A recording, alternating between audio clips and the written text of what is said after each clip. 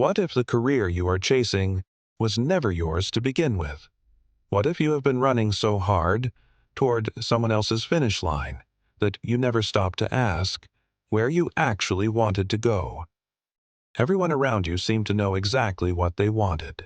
Medicine, law, engineering, finance, the safe roads, the approved roads, the roads that looked impressive at family dinners. And so you picked one. Not because something inside you said yes, but because everyone around you said yes first. This is the story of what happens when someone finally stops copying someone else's life and starts building their own. In a small modern town where tall buildings met old trees, there lived a young person named Kael. Kael was 17.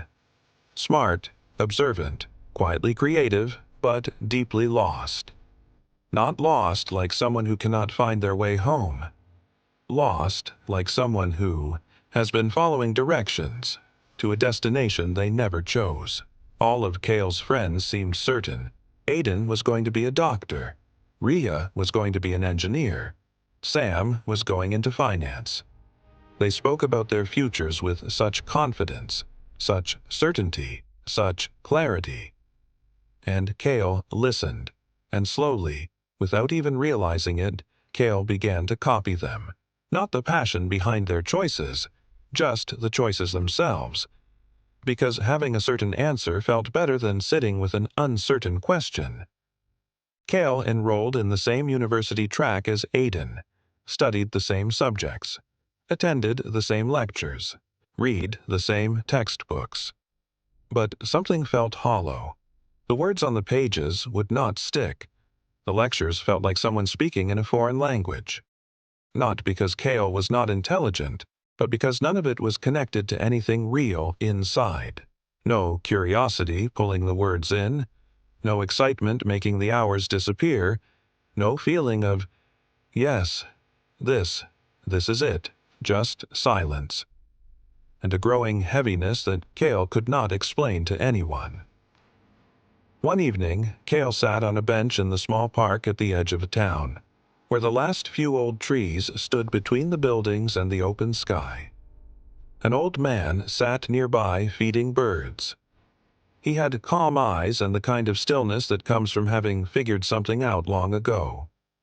He glanced at Kael. "You look like someone who is very tired," he said. "Not in your body, in your direction." Kael looked at him.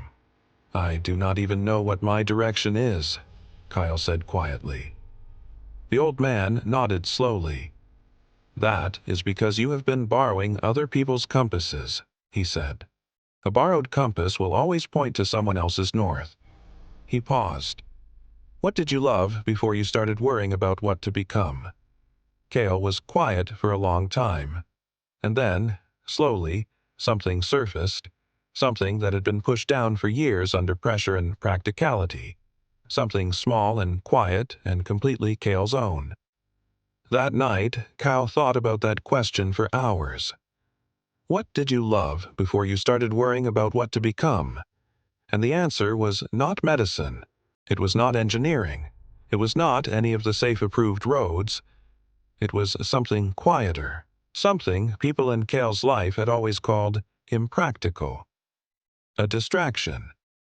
Not a real career, but it was the only thing that made time disappear, the only thing that made Kael feel completely alive.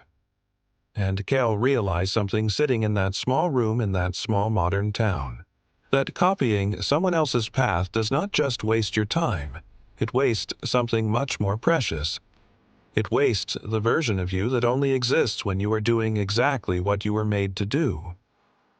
Kael did not change everything overnight. There were difficult conversations, confused looks from friends, worried voices from family, but slowly and consistently.